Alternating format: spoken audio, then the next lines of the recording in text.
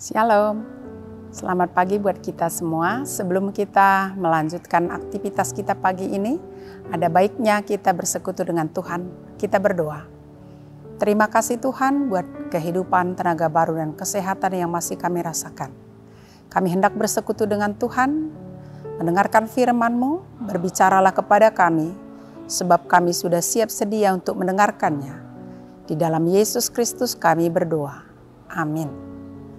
Jemaat yang saya kasihi, firman Tuhan renungan pagi ini diambil dari kitab 2 Timotius 1 ayat 9. Demikian bunyinya. Dialah yang menyelamatkan kita dan memanggil kita dengan panggilan kudus, bukan berdasarkan perbuatan kita, melainkan berdasarkan maksud dan kasih karunia-Nya sendiri yang telah dikaruniakan kepada kita dalam Kristus Yesus sebelum permulaan zaman. Demikian bunyinya. Jemaat yang saya kasihi, jika Tuhan mempunyai rencana kekal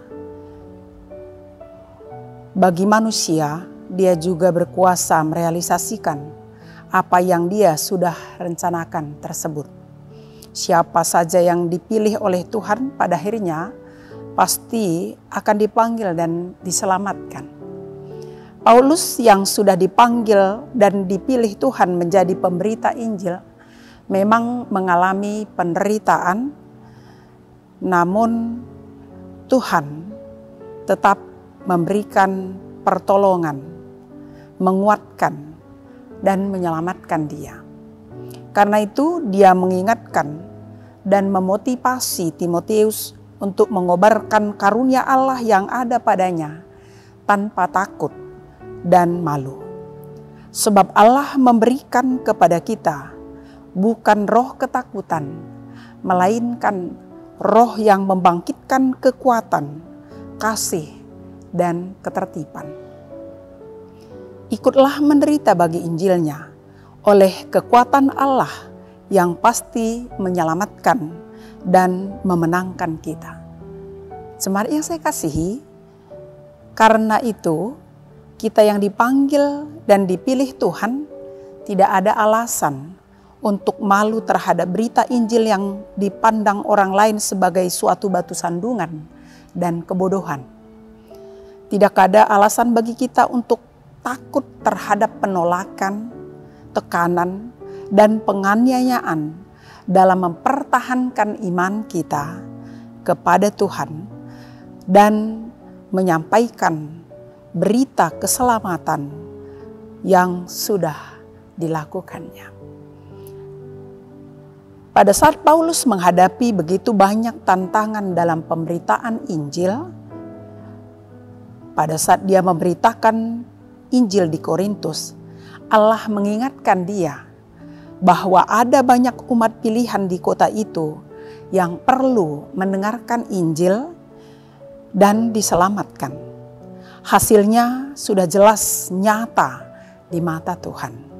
Itu boleh kita baca dalam Kisah Para Rasul 18 ayat 9 sampai 10. Bukan hanya itu saja, mereka yang sudah diselamatkan pun akan berada dalam keadaan baik-baik saja.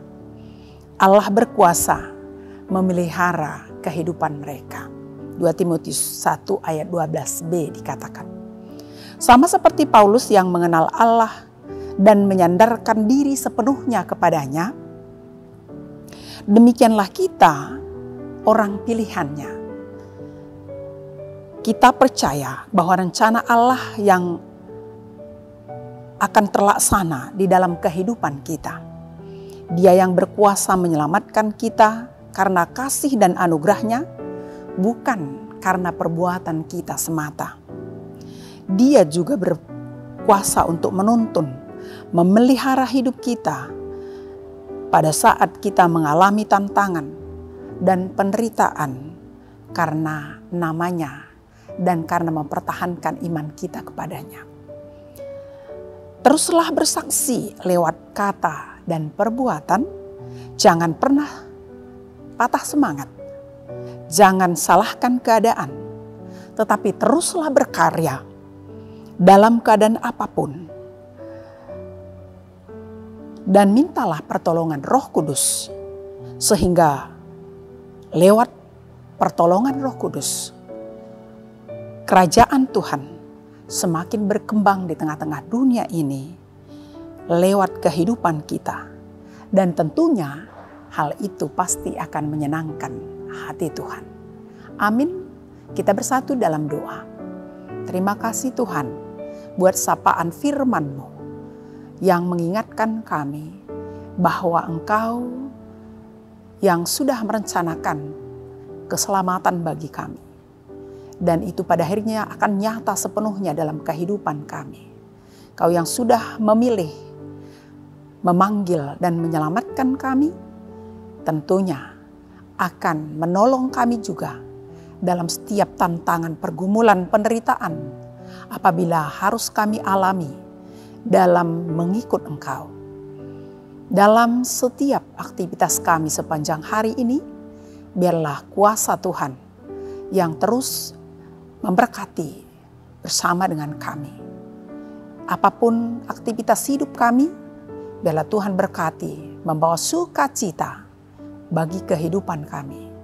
Berkati seluruh jemaat Tuhan, yang lemah tolong Tuhan kuatkan, yang berduka tolong Tuhan hiburkan, yang sakit tolong Tuhan sembuhkan, yang kekurangan tolong Tuhan cukupkan apa yang perlu dalam kehidupannya, yang mencari-cari jodoh dan pekerjaan, bila Tuhan berikan apa yang mereka cari. Dan bagi anak-anak Tuhan yang dalam studi, berikan keberhasilan.